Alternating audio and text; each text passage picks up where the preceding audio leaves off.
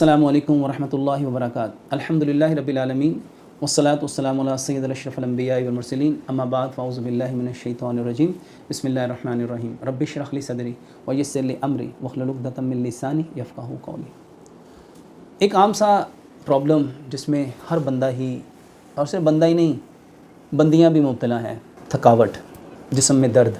आज यंग वो नौजवान बच्चे, वो लड़के, वो लड़कियां थोड़ा सा काम करते हैं, थक जाते हैं। किसी के सर में दर्द है, किसी के शोल्डर में दर्द है, किसी के कमर में दर्द है, किसी की टांगों में दर्द है। छोटे छोटे बच्चे रो रहे होते हैं, माँ को कहते हैं मेरी टांगें दबाओ, मेरी टांगें दर्द हो रही हैं। थकावट ये कहाँ से आ गई? मेरे मोहतरम भाई और बहनों, इसको समझना बहुत आसान है। बदन को जिस चीज़ की ज़रूरत थी, जब हम उसको वो नहीं देते, जब हम उसको नहीं देते तो बदन एक इंडिकेशन देता है जिसको थकावट कहते हैं, जिसको थकान कहते हैं। सुबह उठते ही, सारी रात सोए हैं, सुबह उठते ही बंदा थका हुआ है। रात इसलिए आराम किया था ताकि बॉडी प्रिपेयर होती, हील होती, दोबारा से नए दिन के लिए वो एक्टिव होती, फ्रेश होते। अनफॉर्चुनेटली नहीं है। सबब एक, बॉडी को जो चाहिए था वो दिया ही नहीं। बॉडी को प्रॉपर डाइट चाहिए। उसको 70% कार्बोहाइड्रेट चाहिए, 20% उसको प्रोटीन चाहिए, 10% उसको फैट चाहिए, उसको विटामिन चाहिए, मिनरल चाहिए, इलेक्ट्रोलाइट चाहिए। हमने दिए ही नहीं। मेरे मोहतरम भाई और बहनों, इसको समझना बहुत आसान है। आप बहुत अच्छा खाना बनाते हैं, सिर्फ उसमें से एक नमक निकाल दो, और आपको एक नमक की क्या वैल्यू है? 8-10 रुपये किलो नमक है, और इसमें तो सिर्फ जाना ही आधी चम्मच है। आप उसमें से सिर्फ आधी चम्मच नमक निकाल दो, क्या वो खाना टेस्टी होगा? जिस तरह उस खाने को कंप्लीट करने के लिए जब तक उसके इंग्रेडिएंट्स पूरे के पूरे नहीं दिए जाएंगे तो ये एक मुकम्मल खाना नहीं बन सकता। इसी तरह मुकम्मल सेहत के लिए जब तक आप सारी चीज़ें अपने बच्चों को नहीं देंगे, अपने बड़ों को नहीं देंगे, बेटों को नहीं देंगे, बेटियों को नहीं देंगे, बाप को, माँ को नहीं देंगे, वो कभी ठीक नहीं हो सकते। इसका एक लॉ आपको बता देता हूँ।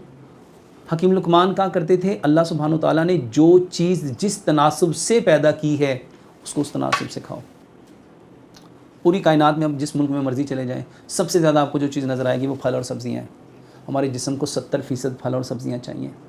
20% आपको अजनास नज़र आएंगी, जिसमें गंदम है, चावल हैं, चने हैं, दालें हैं, जिसमें सारी की सारी अजनास हैं। जौ है, बाजरा है, मकई है, जवार है। ये 20% चाहिए। और पीछे 10% बचता है एनिमल प्रोडक्ट, दूध, दही, लस्सी, मक्खन, घी, मटन, बीफ, चिकन, अंडे, दूध से बनी डेयरी की प्रोडक्ट, दूध से बनी बेकरी के आइटम, दूध से बनी सारी स्वीट्स और सारी सी फूड्स। ये आपकी बॉडी को 10% चाहिए। अनफॉर्चुनेटली ये आप लोग 90% खाते हैं। और थकावट की एक बहुत बड़ी वजह, जो 10% लेनी थी वो 70% खा रहे हैं, जो 70% लेनी थी वो 10% खा रहे हैं। और ये सबब है, आप सुनते नहीं, जोड़ों में दर्द है, डॉक्टर कहता है यूरिक एसिड चेक कराओ। जब यूरिक एसिड चेक होता है ना, यूरिक एसिड बढ़ा हुआ है, तो डॉक्टर सबसे पहले क्या बंद करता है? आपका रेड मीट। क्यों बंद करता है? क्योंकि भाई वो आपको चाहिए 10% था, और आप हर खाने में आपने मटन डाल लिया, और आपने इसको स्टेटस सिंबल समझ लिया, और आप फ़ख्र करने लग पड़े हमारे घर में हर सब्ज़ी में मटन पकता है। ये है एजुकेटेड स्टूपिड। अल्लाह सुब्हानो तआला ने जिस चीज़ को जिस तनासुब से पैदा किया है उस तनासुब से खाना चाहिए।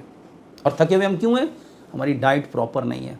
70% फल और सब्ज़ियाँ खाओ, 20% अजनास खाओ। अल्हम्दुलिल्लाह अजनास 20% हम ले लेते हैं, क्योंकि कभी रोटी खाते हैं, कभी चावल खाते हैं, कभी चने खाते हैं, कभी दाल खाते हैं, कभी हम जौ ले लेते हैं, कभी जवार ले लेते हैं, कभी मकई ले लेते हैं, कभी बाजरा ले लेते हैं। ये सारी चीज़ें हम खाते रहते हैं। और इसके साथ एक और चीज़, हर खाने में मसाले हैं, और ये 20% में पूरा हो जाता है। अब फ़र्क कहाँ है? जहाँ 70% फल और सब्ज़ियाँ हैं और 10% एनिमल प्रोडक्ट हैं। मेरे मोहतरम भाई और बहनों, ये दूध, दही, लस्सी, मक्खन, घी, आपका सारा पनीर, आपका मटन, आपका बीफ, आपका चिकन, आपके अंडे, आपके सारी की सारी सी फूड्स, आपकी डेयरी की आइटम्स, आपकी बेकरी की आइटम और सारी स्वीट्स, ये आपको सिर्फ 10% चाहिए। 70% फल और सब्ज़ियाँ चाहिए। इसको एक मिसाल से समझिए। हयातुल हवा ने किताब है, उसमें एक बहुत प्यारी बात लिखी। इब्न खल्दून ने तारीख़ इब्न खल्दून के मुकदमे में इस बात को लिखा, इस दुनिया का सबसे ताकतवर जानवर हाथी है, 5 एतबार से। कद सबसे ज़्यादा, वज़न सबसे ज़्यादा, गोश्त सबसे ज़्यादा, उसकी हड्डियाँ सबसे ज़्यादा मज़बूत। ये पूरी ज़िंदगी कभी गोश्त नहीं खाता, पूरी ज़िंदगी कभी दूध नहीं पीता। बताओ इसकी हड्डियाँ मज़बूत क्यों हो गई? हमें यहाँ सबक पढ़ाया जाता है कि हड्डियों को मजबूत करना है तो कैल्शियम पियो, दूध पियो, दूध पियो, दूध पियो। वो तो सारी ज़िंदगी दूध नहीं पीता, वो सिर्फ 3 चीज़ें लेता है। 80% वो सब्जियां खाता है, 10% वो फल खाता है, 10% वो पानी पीता है। मेरे मोहतरम भाइयों, फितरत की तरफ आओ और फितरत ने जो आपको दिया है उसको अपनाओ। जितने लोगों में थकावट है, सिर्फ सलाद खाना शुरू कर दो। और ये जो मैं अक्सर चटनी कहता हूँ, अदरक, लहसुन, पुदीना, नारदाना, ये भी सब्ज़ी है। इसके अंदर सब्ज़ मिर्च और काली मिर्च, ये भी सब्ज़ी है। और मेरे मोहतरम भाइयों, इसके साथ सलाद बनाओ। गाजर है, मूली है, शलजम है, खीरा है, प्याज है, टमाटर है, बंद गोभी है, सलाद के पत्ते हैं, लाल मूली है, चुकंदर है, सब्ज़ धनिया, पुदीना है।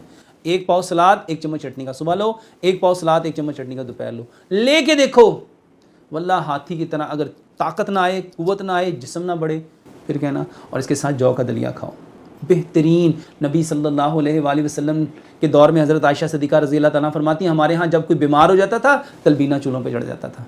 तलबीना क्या है? जौ का दलिया। इस जौ के दलिए में मेरे मोहतरम भाइयों, इसमें 2 बादाम डालो, 2 काजू डालो, 2 पिस्ते डालो, 2 अखरोट डालो, 2-3 चुटकियाँ सफ़ेद तिल डालो, 2-3 चुटकियाँ चारों मगज़ डालो, 2-3 चुटकियाँ इसमें किशमिश डालो, 2-3 चुटकियाँ इसमें सौंफ डालो, 2-3 चुटकियाँ इसमें खसखस डालो। इसको कूट लो, बेहतरीन आपका टॉनिक तैयार हो गया।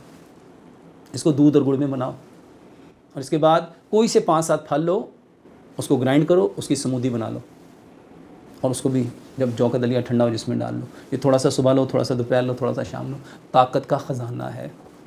अल्लाह से दुआ करते हैं अल्लाह सुब्हानो तआला हमें फ़ितरत को सबसे पहले समझने की, समझ के अमल करने की और अमल करके इस खूबसूरत पैगाम को इस कायनात के अंदर बसने वाले जितने कच्चे और पक्के मकानों में इंसान हैं उन तक पहुँचाने की तौफ़ीक़ अता फ़रमाए। वमा अलैना इल्लल बलागुल मुबीन।